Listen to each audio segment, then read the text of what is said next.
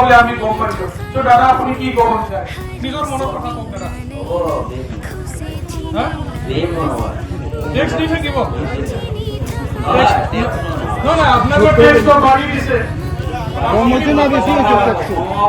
কমাব লাগিব 500 টাউনৰ টেক্স তো বাড়ি দিছে টাউন কমাতে এই বৰ্তমান সরকার আমি কি কই দাদা কমাব লাগিব টেক্স তো কমাব লাগিব ইয়াৰ কাৰণে সরকার বদলাব লাগিব ভাল সরকার আবার লাগিব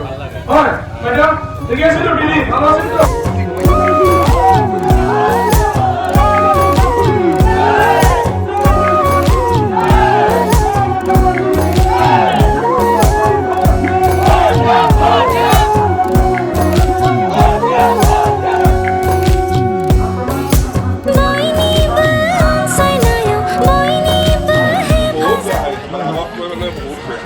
মানে পাব্লিকৰ হাতত পইচা নাই বুলি ক'ব খোজে না পইচাটো নাই মানুহৰ পইচা নাই কাৰণে বিজনেছ বেয়া ঠিক আছে আমি বুজিবলৈ বিজনেস নাই আচ্ছা বিজনেস ভালো আগে ভালো ছিল বর্তমান ট্যাক্সটা বাড়া দিছে কিনা বাড়া দিছে না এটাকে কমাইতে লাগবে কিনা তার জন্য আপনাদের কি করার প্রয়োজন বর্তমান যে সরকার আছে সেটাকে উচ্ছেদ করে দেওয়া এটা আপনি পক্ষপাতী কিনা ধন্যবাদ থাকলো আপনার প্রতি আমাদের বর্তমান সরকার আপনি জিডিপি গ্রোথ যেটা আছে সেটা ডাউন হয়ে আছে সেটাকে আমাদের আপ করা জিডিপির কথা ঠিক আছে বর্তমান ব্যবসাটা একদম ডাউন মানে অনলাইনে সব খাচ্ছে আমাদের কিছু করতে পারছি না ছোট ছোট ব্যবসাদারদের ধ্বংস করে দিচ্ছে এই সরকার এই সরকারকে আপনার মতে আমরা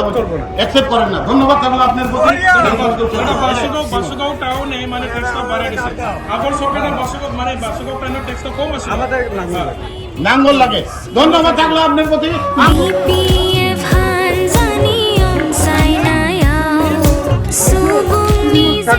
সেলফ হেল্প গ্ৰুপ বিলাক ঠগাই আছে তেওঁলোকে পুৰণা ফৰ্মটো জেৰেজ কৰি ফেলে ঘৰে ঘৰে সোমাই ফেলে তেওঁলোকে মানে পুৰণা ফৰ্মটো বিলে আছে ইটো দি অৰুণোদয় পইচা নাপায় আজি তেওঁলোকে ৭৫,০০০ দিম বুলি কৈছিল এই চৰকাৰ আৰু মানে ৩ মাহ পিছত আৰু ই চৰকাৰ মানে নাথাকে ইলেকশ্যন আহি আছে এমচিএলএ ইলেকশ্যন হ'ব